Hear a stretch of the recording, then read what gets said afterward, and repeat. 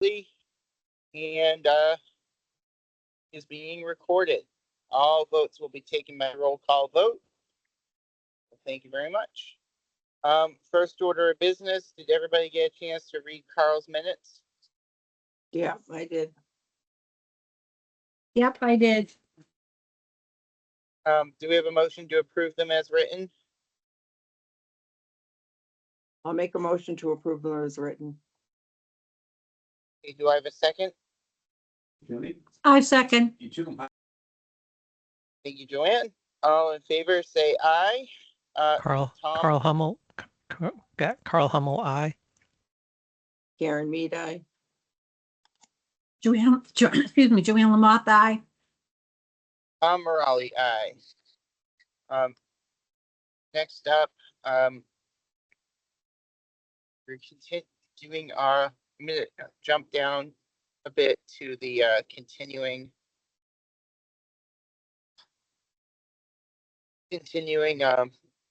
review.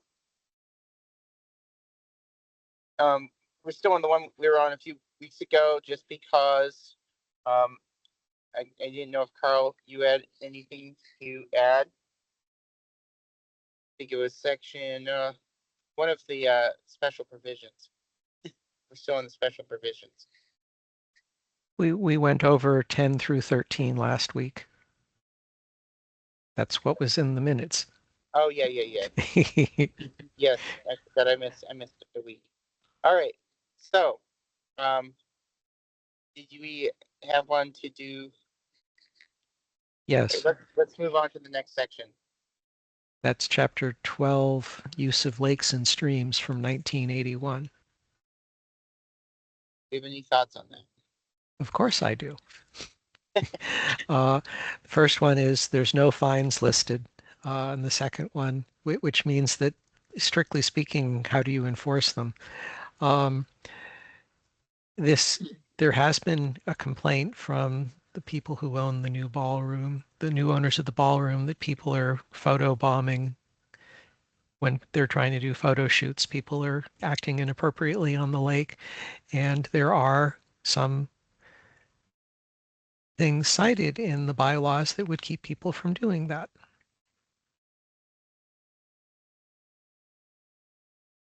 If we had any way of enforcing it, like if we had a boat that a code enforcement officer could go out on the lake and give people Chapter 22 tickets.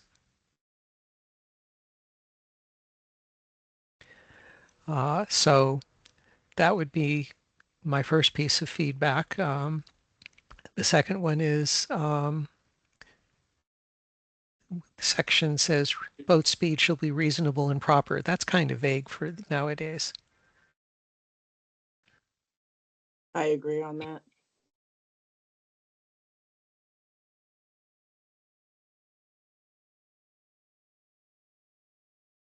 So my comments on this is first, see if there's any interest in the town hall staff, in the existing code enforcement officers, the police and Board of Health and whoever else.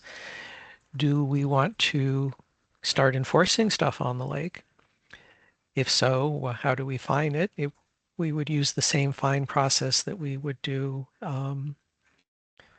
for other civil fines. That's probably the way we would go. But then the same kind of questions that would come up with the noise ordinance, who takes a call, who enforces it, all that kind of stuff would need to be worked out.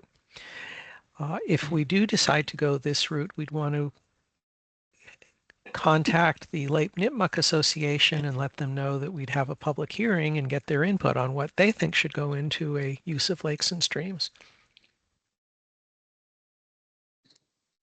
Since it's talking about lakes and streams, maybe the Conservation Commission gets involved, because streams would be a use in conservation land, and any lake and stream is within jurisdiction for the CONCOM, Wetlands Protection Bylaw.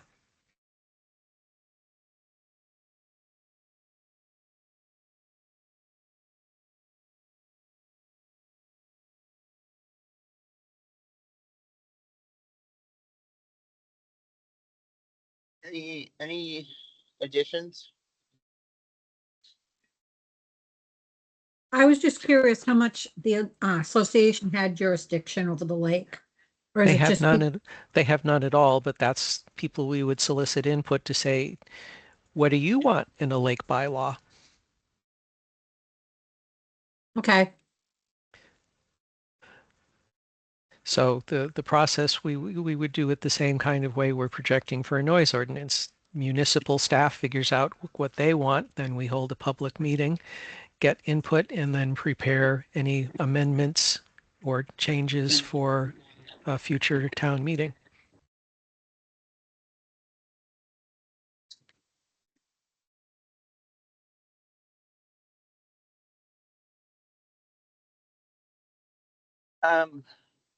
I'll repeat what you just said, Carl, and went through a bit of a dead zone.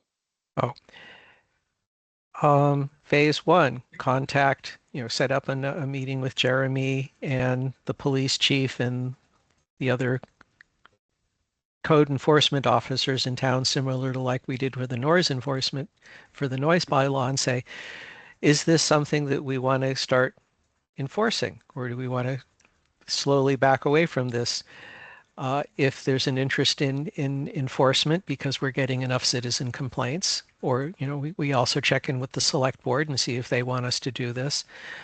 If there is, then we hold a public hearing and we specifically invite the Lake Association and the Conservation Commission to provide input as part of that public hearing process.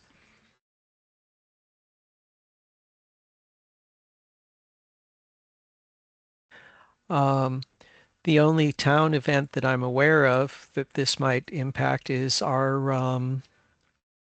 the, the the canoe thing in the summer where Oh, the cardboard boat the race. cardboard, yeah, that's I don't know if that's a town sponsored event or if it's like Brothers of the Brush or whatnot. It's the top it's, library. it's the library, yeah, it's a town Okay. sponsored. And so they would provide input. Dan Byer, Parks and Recreation.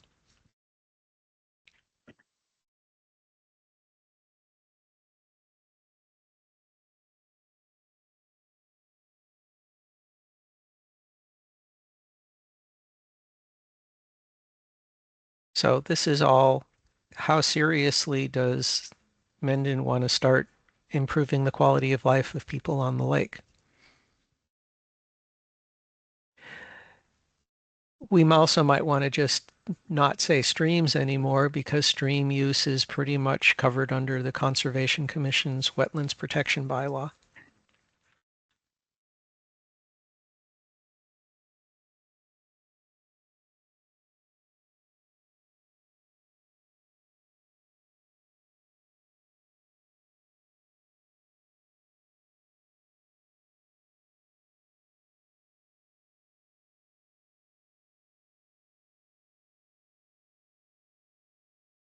So if we want to move forward on this, Tom, this would be reaching out to Jeremy and Jason as the select board liaison saying, is there interest in the town of putting some teeth into this?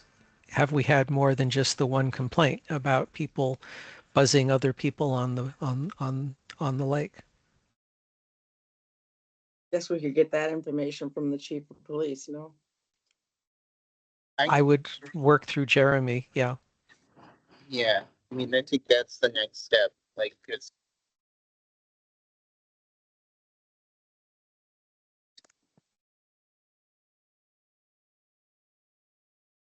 So I'm saying Tom to take an action item to review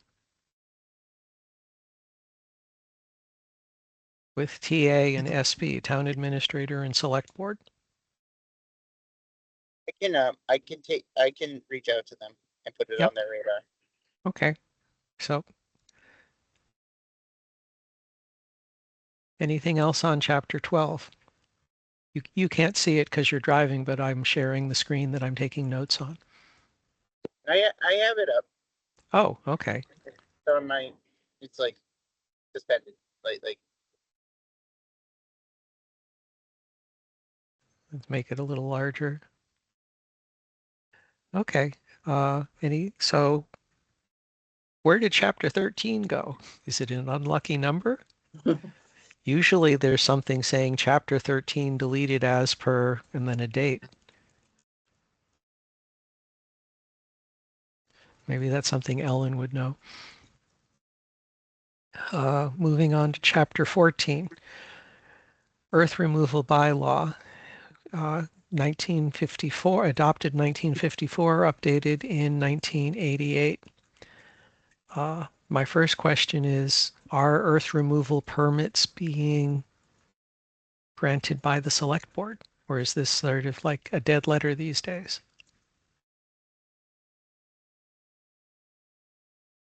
I've never seen one in all the meetings I've watched.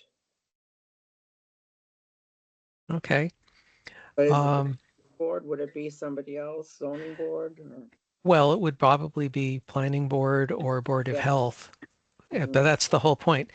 The the definition explicitly says the select board does everything because back in 1954 and 1988, the select board did everything.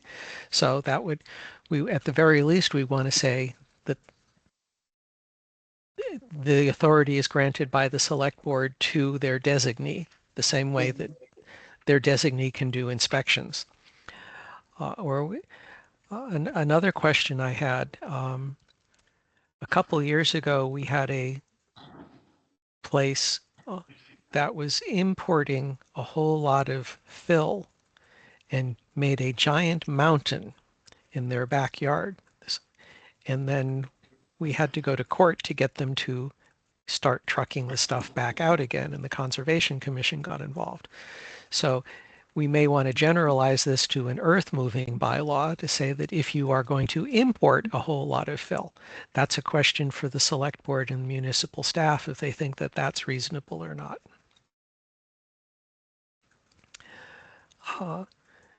There's a lot of other, little tiny things here. Something to keep in mind when we're doing the noise bylaw, section 7.4 gives hours of operation and when you can do earth removal steps. So at some point, the noise ordinance, the noise bylaw either says we know about that or we strike those limitations because they're rolled up into a general noise ordinance. The other amusing thing is that at some point it refers to a town safe. Do we still have a town safe? Is that big honking hunk of It's the metal big sitting? honking thing. Yeah, but I don't think that Ellen is using it the way the bylaw says that it has to be used. But that's the sort of thing that belongs in a regulation and not in an actual bylaw. So again, we would want to have the same action item to review with the town administrator and select board. Where do we go from here with this? So Tom, we giving you that one too? Take it.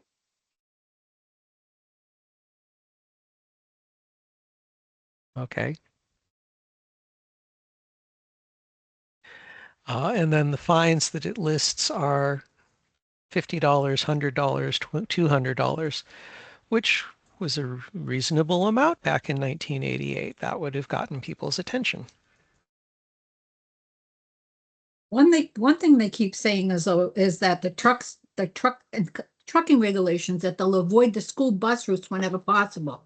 That's Yeah, basically can't be done anymore because there's bus routes on every street.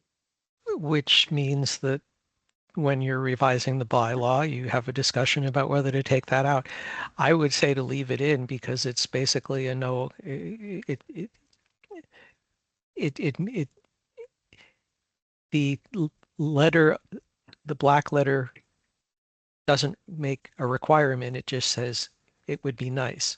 Yeah. So it's not legally binding or anything.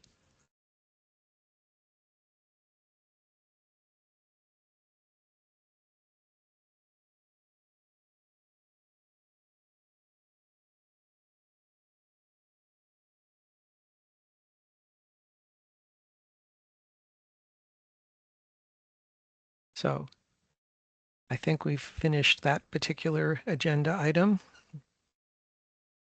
You want to move on to the next one?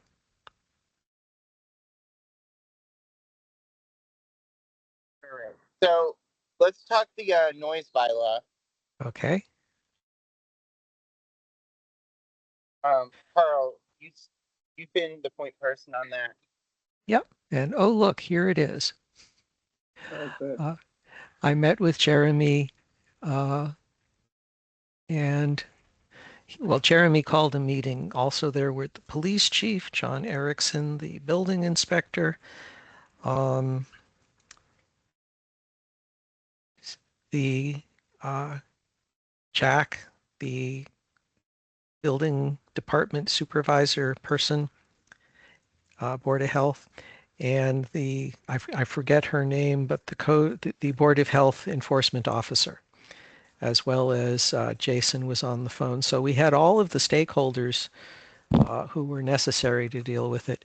Jeremy tried running through the slide deck, but the meeting quickly got out of control and people started jumping around and solving problems that in a higgledy-piggledy fashion. So I will just summarize in this notes.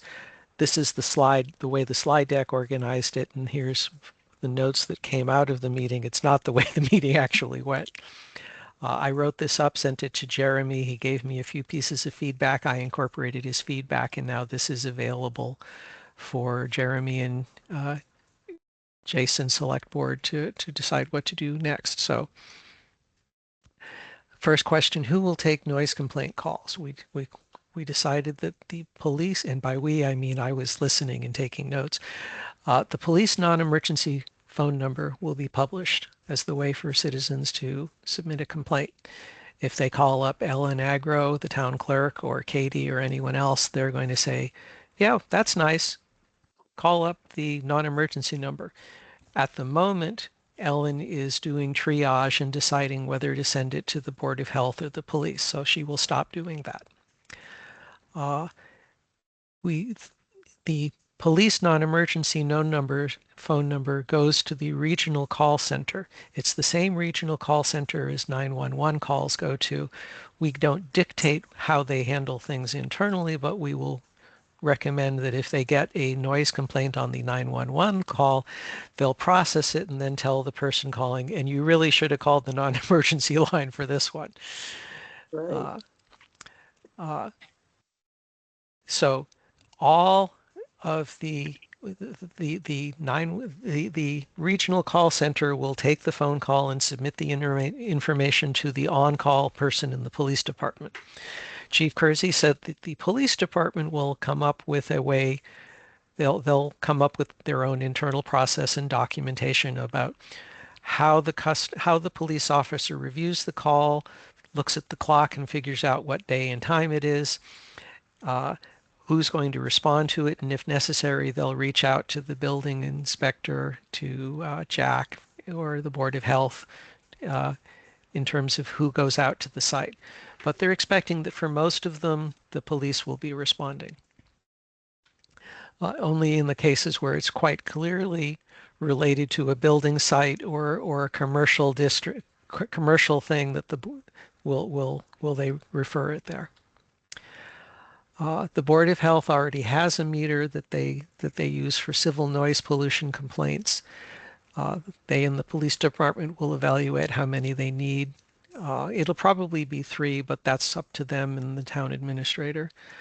The Board of Health people will review their existing hardware and calibration instructions and make sure that it's suitable for a court hearing.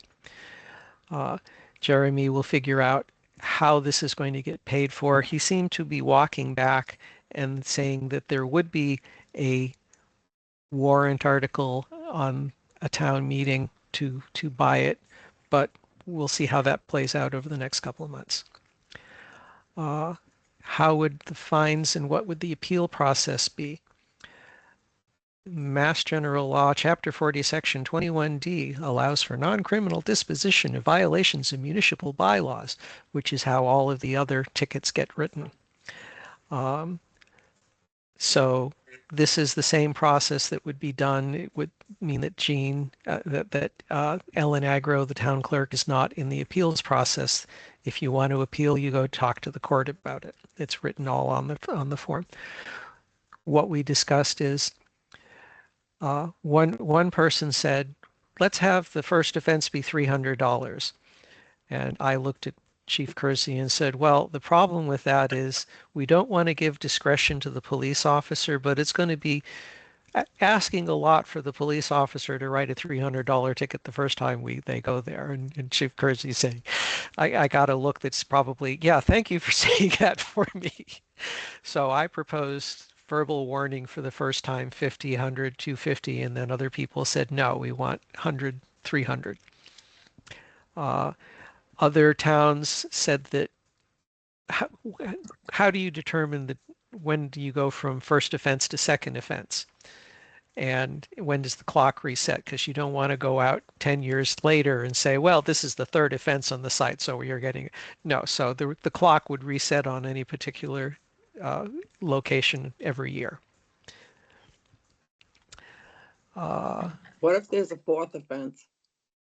They get $300 until such time as the police get tired of writing tickets and pull out the handcuffs. Okay.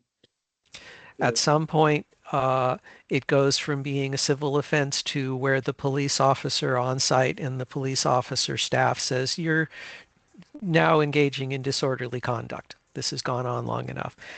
But again, because it switches from civil to criminal, that is totally going to be done. I'm speaking for Chief Kersey, but I'm pretty sure we don't get involved in that as civil. That's the police working in terms of what they believe they can have as a criminal enforcement action.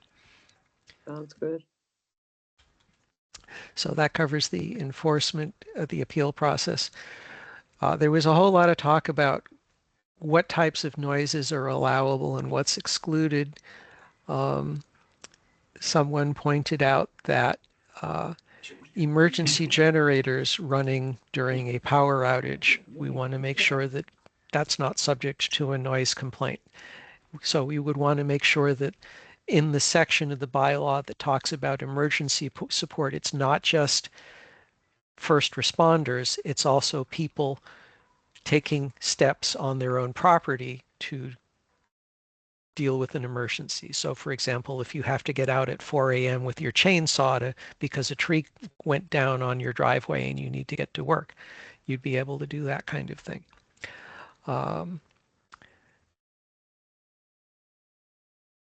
Someone pointed out that other bylaws and regulations already cover noises, and the draft bylaw should reference and not supersede them. I went and looked them up. Yeah, agricultural right to farm says you get to do farm noises.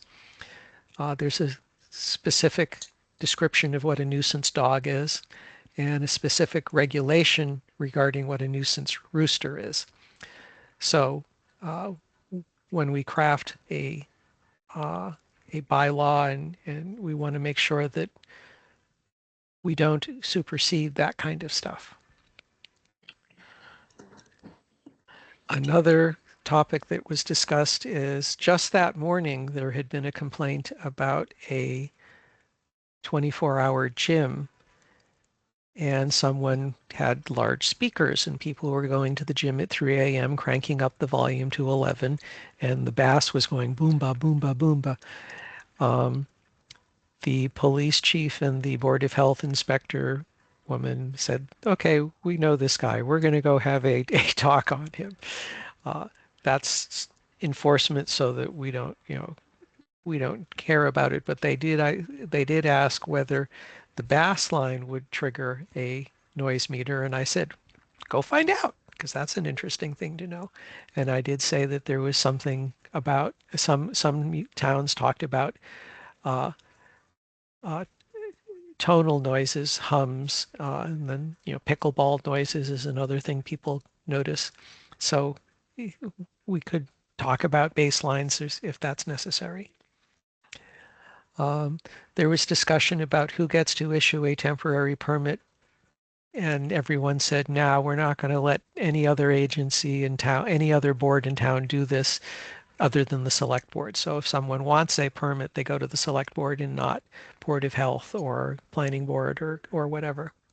So there's a single place to go, and they felt Jason actually chimed in and said, yeah, Jason said that the select board would reserve this to themselves.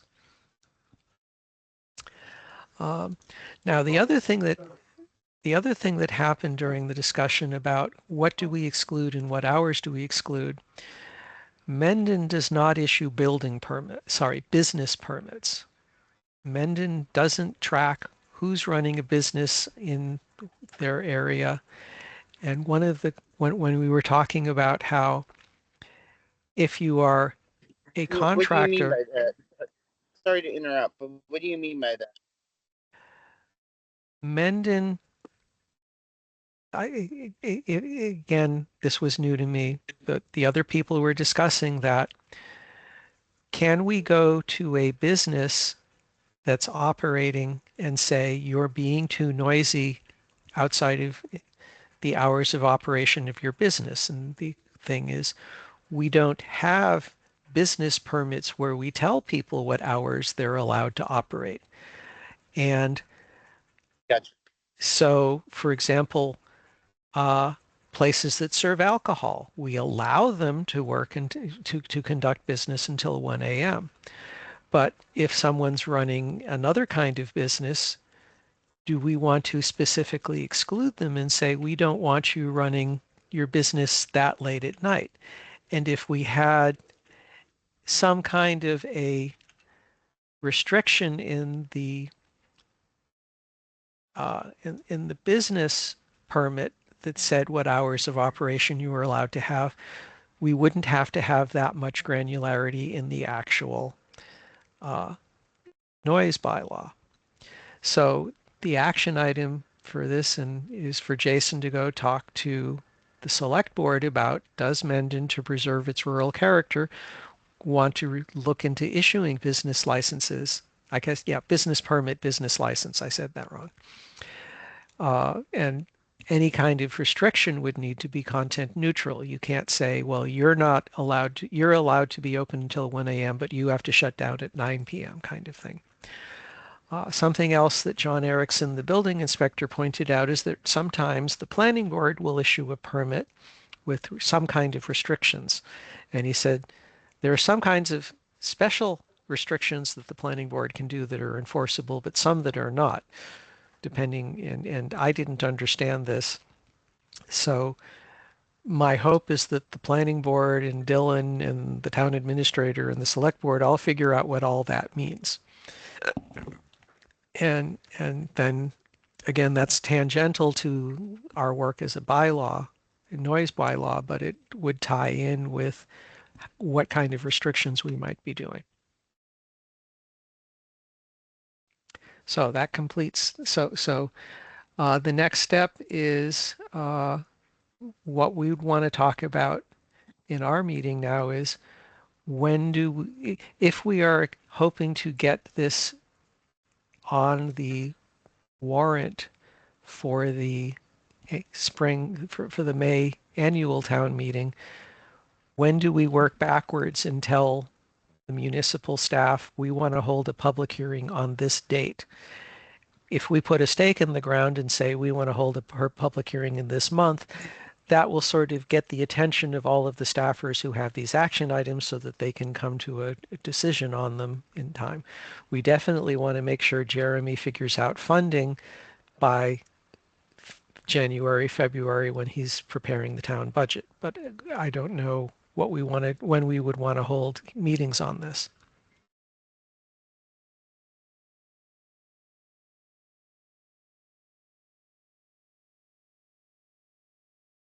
So your input.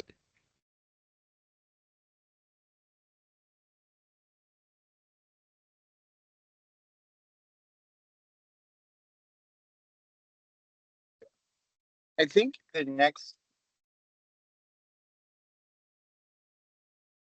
So, did Jeremy want like the public hearing to go through our body, or I know like, did he want to commission like the task, like the working group, like, I expect we would hold it, but it didn't come up. okay, I mean, it doesn't, it doesn't matter whether the select board calls it, Jeremy calls it, we call it, it's still something that gets posted.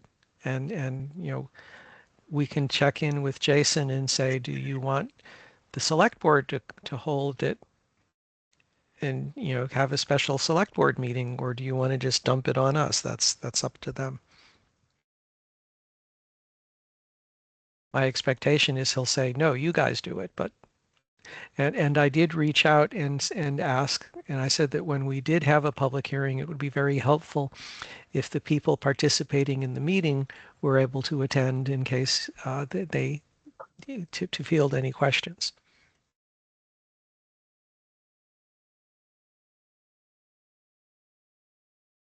any thoughts from anybody else on the board?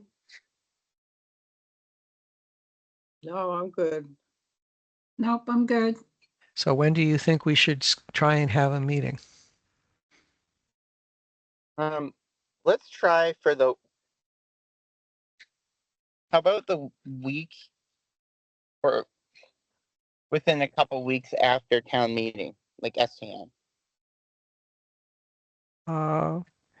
So we're getting into Thanksgiving and Christmas. Yeah, Or So, maybe the beginning of the year? well, do you want to have it the first week in December, second week in December, second week in January? I would go for second week in January, and that way My it thought gives the too. town staff a chance to actually start implementing following up on their action excellence. yeah. Yeah. Second week in January probably be best. That sounds good to me. Agree. Okay, so Tom, as chair, this is another action item for you to communicate to the town administrator and the select board that we want that On it. date, and we'll need to make sure that they're prepared, that all of those action items that we discussed that would hold up our holding the meeting.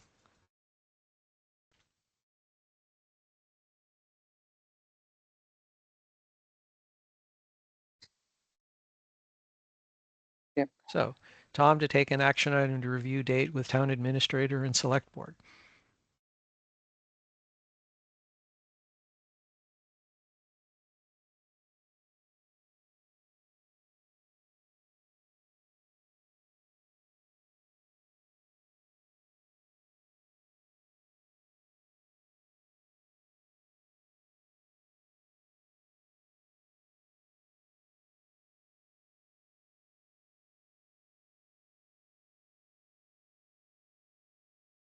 All right.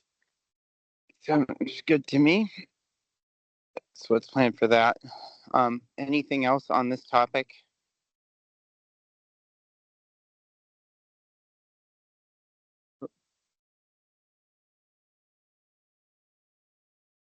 Joanne, Karen? Nope. Nope, I'm good. Okay. So the next step is, What's up with the Council on Aging? We're still trying to find a time to meet. Myself, Amy, Bill Sipley are going to meet. Okay, Council on Aging to schedule a meeting. There are other bylaws on the town warrant. I will get up and give a mea culpa about the gender neutral language one at the end of the meeting. I'm sure people will find it kind of amusing that we got that wrong. yeah. And I'll work with Tom on the The language big of one how I. is it, so I guess I'm still unclear if the town council is looking through.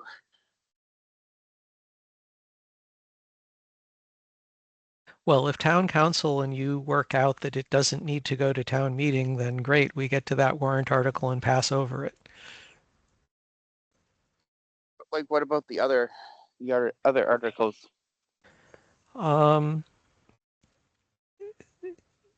Yeah, let me I mean, I was see if, given permission to contact them, but I don't, like, usually the town council looks through the entire warrant. mhm. So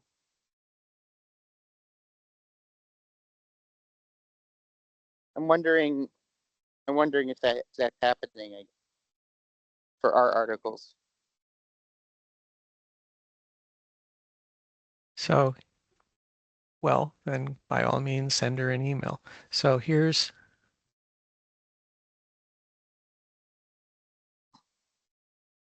animal control bylaw. That one's going in. Gender neutral bylaw. The community preservation bylaw is being sponsored by the CPC. I expect Ann will make that motion and not me. Yeah.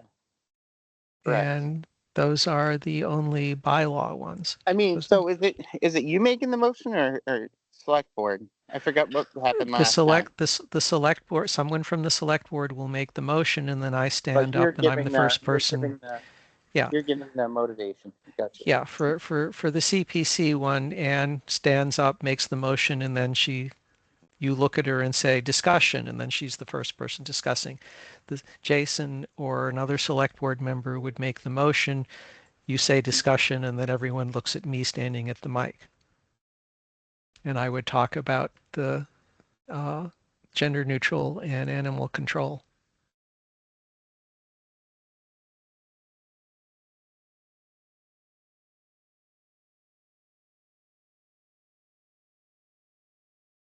So the agenda item is we are prepared for STM.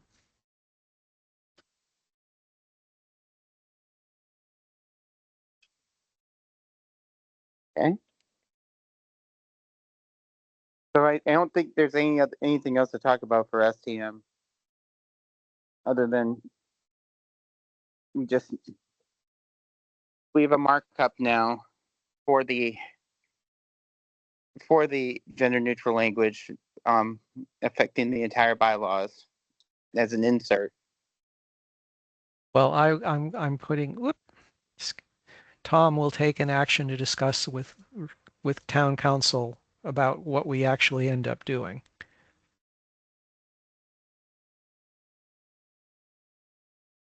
I'll just put it that way. Since you've got, you can reach out to her and say, okay, as part of your reviewing it, do we need to do anything other than note that there is now a red line document, or do we need to have a vote where the town approves the red line document, given that last time they said we could go ahead and do it? In other words, is this something that we can just put on the consent calendar?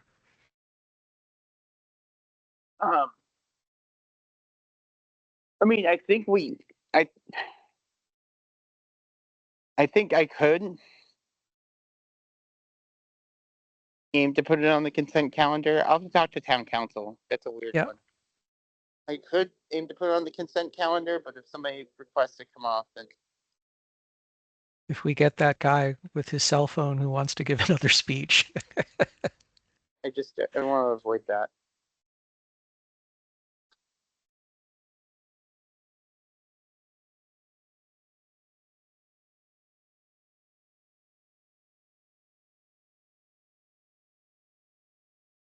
Okay, are there other things that the GBRC needs to talk to?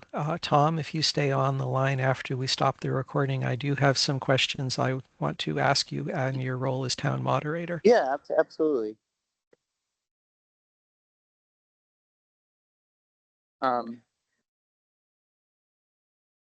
Absolutely. I have nothing else. If we want to adjourn for 2 weeks. Oh wait, would 2 weeks would not be Be the it wouldn't town be meeting. That's would the it? town meeting. All right, so then it's 4 weeks. That's Do we something. want, It's do the we, day before Thanksgiving. so let's schedule next meeting the 19th, November Yeah, let's 19th. do that. November 19th. Sound good for everyone? Yep. Yep. All right. If I have a motion to adjourn, I motion to adjourn. I second. All in favor? Okay. Karen Mead, aye. Tom, aye. Joanne Carl. Lamothe, Carl, yes. Joanne Lamothe, yes. Okay. All right. I'm going to stop the recording here Okay. so that we can, and meeting is officially adjourned. Yep. Okay, have a good one, guys.